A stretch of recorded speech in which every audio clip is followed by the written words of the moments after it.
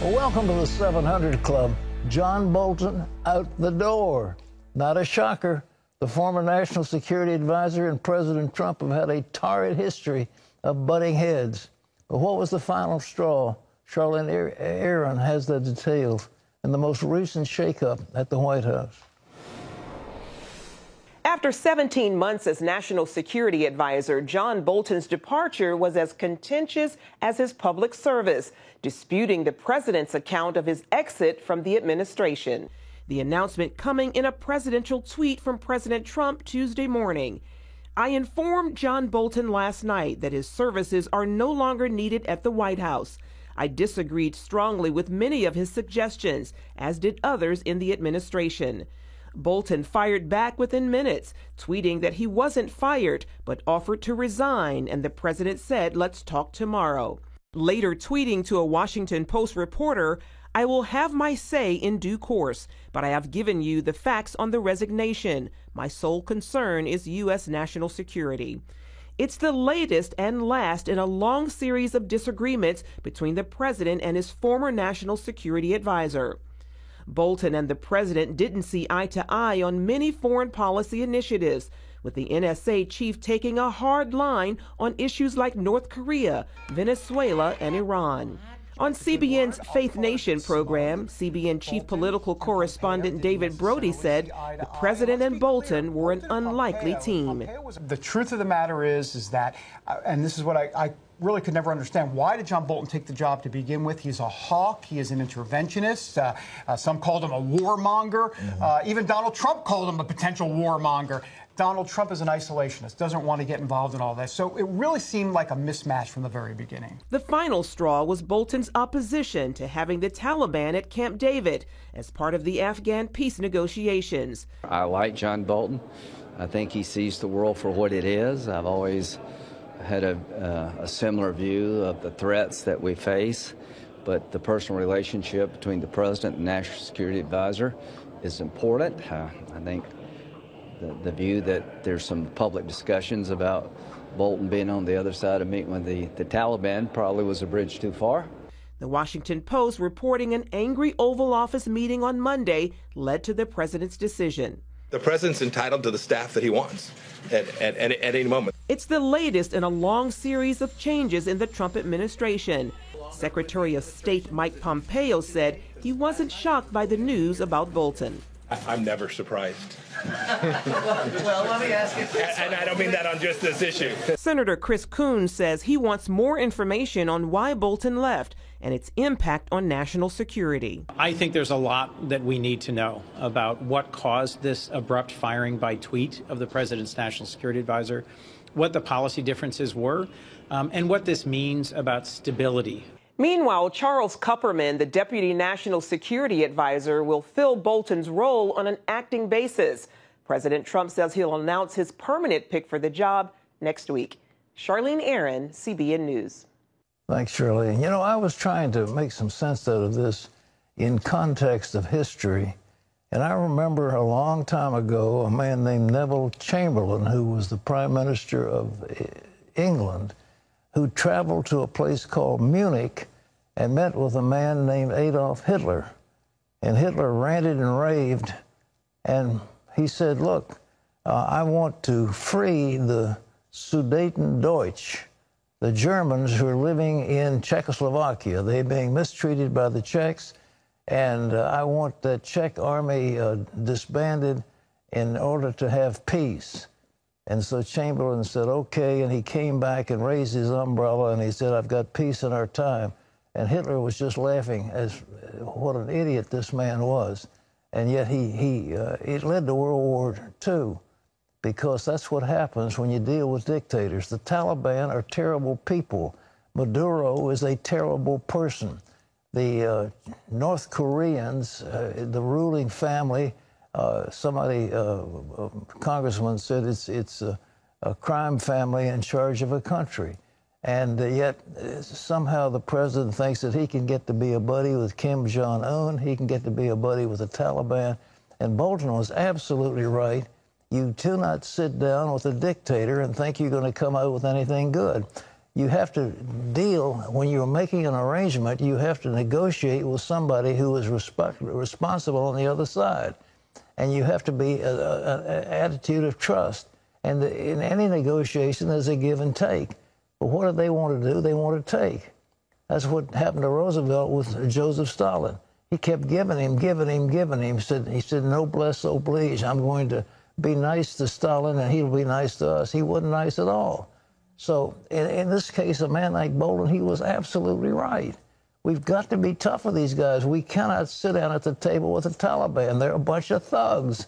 And what are you ever going to get from them? Because you can't trust one word they say. Well, in other news, Israel's prime minister makes a startling announcement, and it could affect his bid for re-election. Ephraim Graham has more on that. Pat, Israeli Prime Minister Benjamin Netanyahu pledges to annex the Jordan Valley and the northern part of the Dead Sea, extending Israeli sovereignty over Jewish communities in biblical Judea and Samaria. The campaign promised riled the United Nations, Arab League, and Palestinians. During his speech, security whisked Netanyahu out of the room when Gaza terrorists launched rockets at Ashkelon and Ashdod, where he was speaking. Israel responded, striking 15 targets in Gaza. Netanyahu will see if he gets to keep that pledge 1 week from today. That is when Israeli voters go to the polls to choose their government for the second time this year. As CBN Middle East Bureau Chief Chris Mitchell tells us, the Israeli leader is making national security and the threat of Iran his main message. Israeli voters are expressing different priorities as they plan for the September national elections. Security matters more than anything else. Things, issues like Iran, like Hamas. The most important issue for me is to stay a Jewish state, a strong state. According to political scientist Dr. Emmanuel Navon, however, there's only one real issue. Netanyahu. That is the topic of the election. Basically, that is what blue and white is all about, being against Netanyahu. Likud is about supporting Netanyahu. And that's also why we are having an early election. Israelis will have more than 30 political parties or lists to choose from on September 17th. The parties will be competing for 120 Knesset seats. The party winning the most seats will likely be asked to form the next government. And that's where it gets complicated. According to opinion polls, Netanyahu's Likud party is running even with the liberal blue and white party led by Benny Gantz. That means all eyes are on Avigdor Lieberman of the Israel Beitenu party as the potential kingmaker. Neither Likud nor blue and white have a coalition. In other words, it's very clear from most polls that Netanyahu will not have a right-wing coalition without Lieberman, and Benny Gantz will not have a center-left coalition without Lieberman either. Lieberman wants a unity government made up of elements from both Likud and blue and white. In other words, we're not going to go to elections again. Forget about this. There's no such scenario. Over the summer, Netanyahu became Israel's longest-serving prime minister. Supporters credit him for the strong economy, improving relations with neighboring Arab states, and helping make ties with the U.S. stronger than ever. His detractors point to his legal problems, an upcoming indictment on corruption charges. Israelis are divided. Our government is very corrupted. I myself very hate Benjamin Netanyahu. If all your life you went to a dentist or a car person that fixed your car and he's doing a good job for years, why will you replace him, right? The same baby is doing a good job for years. So, come the elections, the world will see whether or not Israelis still believe Netanyahu is the only viable choice as leader for Israel. Chris Mitchell, CBN News, Jerusalem. And Israeli voters make their voices heard 1 week from today. Pat. You know, Benny Gantz is a friend of mine. I was with him when he was a brigadier up there in northern Israel, and he's a super guy. But I think from as far as the Israeli voters, it's 39 to 23 who said they'd rather have Netanyahu continue because he's tough. And I think they've got to do that. I mean, he's been tough in making relationships with the Saudis. He's been tough about Iran. He's a strong leader, and I don't think the Israeli voters are going to want to jump ship right now. And there's a small group of voters in the center who say we want a strong leader of Israel, and we're going to support Netanyahu. They talk about Bibi fatigue. He's been there for 10 years, but nevertheless, he's the best they've got, and it looks like he's going to win this thing, as far as I can tell. So. Well, what does he have to do to win, though? Because there's so many different factions in Knesset. Well, you know, this Naphtali, the Yisrael Beitenu, they don't like the fact that the Orthodox Jews aren't meant to serve in the army. And so he wants them to be treated like everybody else. The Orthodox want no such thing. They want to have privileges. And Netanyahu is sort of torn between the two. He's got to have the Orthodox in order to get a coalition, but he also needs this Yisrael Beitenu to help. And so it's a rock in the hard place. But I think what the Israeli voters are going to say, we think national security is the most important thing. And he wants to annex parts of the Golan. He wants to take over some of the Hula Valley that they don't have in the Jordan. And I think the Israeli voters want that, so we'll see. Well, Ephraim, what's next? Pat, American warplanes attacked an ISIS stronghold in Iraq Tuesday, dropping 40 tons of bombs on an island in the Tigris River. The territory north of Baghdad is, quote, infested with Islamic State fighters. The assault is part of a larger campaign by the U.S. and Iraqi forces targeting the terror group. And a rocket exploded on the U.S. Embassy compound in Kabul, Afghanistan, early this morning. No one was injured. The attack taking place 18 years to the day after the 9/11 terror attacks on New York and Washington, D.C. We're going to have more on the 9/11 anniversary and its impact on survivors a little bit later in this broadcast.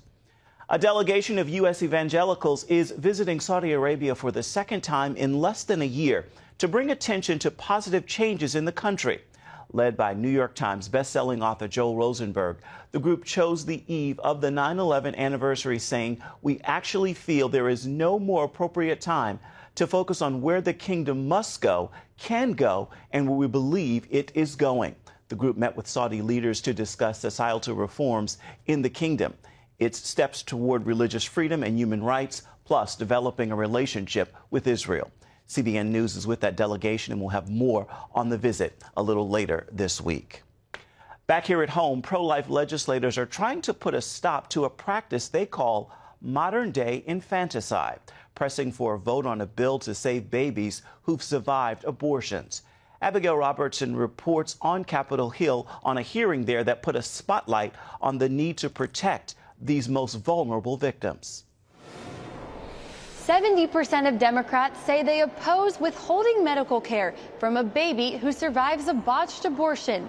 Yet Democrat House leadership has refused 80 times to bring the Born Alive Abortion Survivors Protection Act to the House floor for a vote. Congress members held this hearing to highlight the need to protect these abortion survivors. Babies are born alive after some abortions. And if we can't protect even the babies that are born alive, then we know that the so-called right to choose for abortion has gone completely out of control. Now it's talking about outside the womb, not just inside the womb. House Minority Whip Steve Scalise told CBN News. There are babies that survive abortions in many different cases. We've had witnesses talk about it. And so to have medical professionals testifying that it's happening, that there are states, including New York, who ushered in a law that allow the baby to be killed after it's born alive because you don't have a federal protection. Former abortionist Kathy Altman, now a pro-lifer, explained the mindset of those who let these abortion survivors die. They can be sued. That baby can sue them later because of defects from the procedure. They may not do well because they're premature and they're going to have problems. The parents could sue.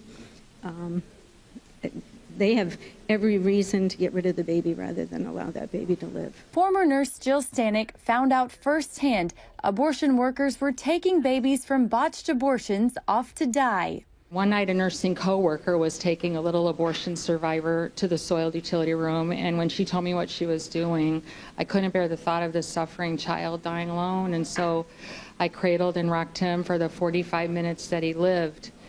In one 11-year period, the CDC reported 143 babies who survived an abortion attempt, and the number is likely far higher since so few of these incidents go reported. If the Born Alive Abortion Survivors Protection Act should pass, an abortionist who deliberately kills one of these babies could be charged with murder.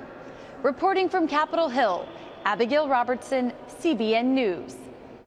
More than 100 babies surviving an attempt at abortion. Pat? You know, isn't it a shocking thing that we're in a culture of death? And that it opened up with that, well, it was called Blackmun's abortion, Roe versus Wade. It was a put-up case by the ACLU. It was a phony plaintiff. The whole thing was fraudulent. It was based on bad law, and yet it passed the so-called Roe versus Wade. Now they call it established law, but we have killed as many as 50 to 60 million babies since Roe versus Wade. And the opprobrium or the condemnation rests right squarely on the Supreme Court that put that thing into play. And to think that we're a culture of death, we're supposed to be a free nation of Christian people, and yet we've killed vastly, vastly more unborn babies than Adolf Hitler killed during the Holocaust. The Holocaust was horrible. We cannot in any way condone it, but we in America, when you consider if it was 6 million in the Holocaust, we've gotten 10 times as many babies killed. And when you think of the productivity, the life that those babies would have brought to our society, I mean, it's shocking what we're doing. And now we've got a governor in Virginia who's a former, well, he's a medical professional. He said after a baby is born as a result of a botched abortion and the baby is live, what he says, you keep the baby comfortable until you decide what to do with him. So you keep him comfortable and then you decide to kill him. And that is by a man who was a pediatrician. And he's governor of the state of Virginia right now. So you've got these Democrats who are the advocates for the culture of death. We should be fighting for life instead of wanting to destroy it. And I think that, of course, the next thing is euthanasia. That's going to be big. Granddad's getting a little infirm, so let's put him out of his misery. And you know, it's euthanasia, you know, good death. It's heartbreaking. It is. I mean, especially when you think about a governor, someone who's leading a state and is a doctor that would say that's okay to kill this baby that's right. Still breathing, that's still alive, that could... That's right. You know, keep him comfortable until we decide what to do with him. I mean, it's just horrible. What we should do is to hold him alive. Well, anyhow, President Trump won a big one yesterday. Let's talk about that, Ephraim. Pat, conservative Republican Dan Bishop won the race for an open congressional seat in North Carolina, defeating Democratic candidate Dan McCready. Bishop is a state senator who aligned himself closely with President Donald Trump. Some political analysts considered the race to be a referendum on the president, and Bishop's narrow victory in a historically strong Republican district could be a sign the president faces a tough race come 2020. Pat? Thank you very much. Well, he won it. He had to win it. But I tell you what, the redistricting, the big deal is redistricting, and the control of the state legislatures is going to be key. And the Democrats have got a multi-million-dollar fund to try to win the legislative elections because they will determine the redistricting, and the redistricting will in turn control who may win the House of Representatives. And the next House, well, you never know. Plus, if only a couple of votes in the Senate, and so we're talking about very, very narrow margins. I think in Virginia we're looking at maybe one or so seats in the state legislature could flip that thing, and the whole state would go into a much more radical agenda than they've had in the past. But these legislative races coming up in the state legislatures and the state senates are going to be crucial in the redistricting that will take place.